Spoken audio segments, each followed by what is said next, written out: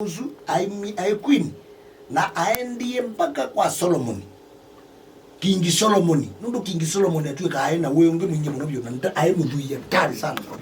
So queen of Shemba aendie kusisi ai. Mwana nye queen no ningamba kuona king usue. Kwani kwa we na we usu we aumete ba bibina bikwenda makingi no mwazu bikwenda kwena makingi maone kana matengeane na ngai.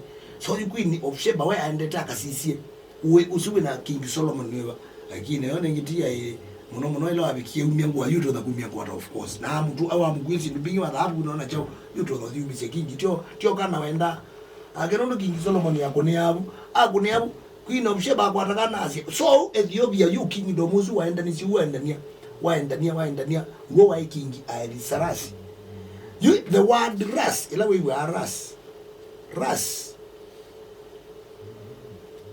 ni prince. Ras ni prince. Ana prince lewe a prince kama na kaita prince Dennis.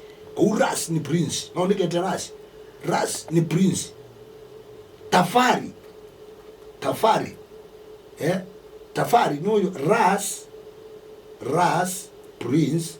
Tafari ni Ahasuerus. Tafari ni Ahasuerus kingdom Israel ane wala kingdom Yesu.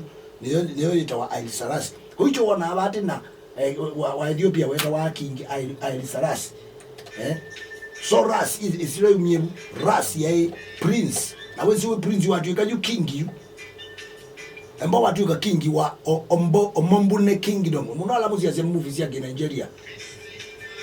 Lazima wende wese wenda we prince mba weta wa prince Mike. Kana prince Eric.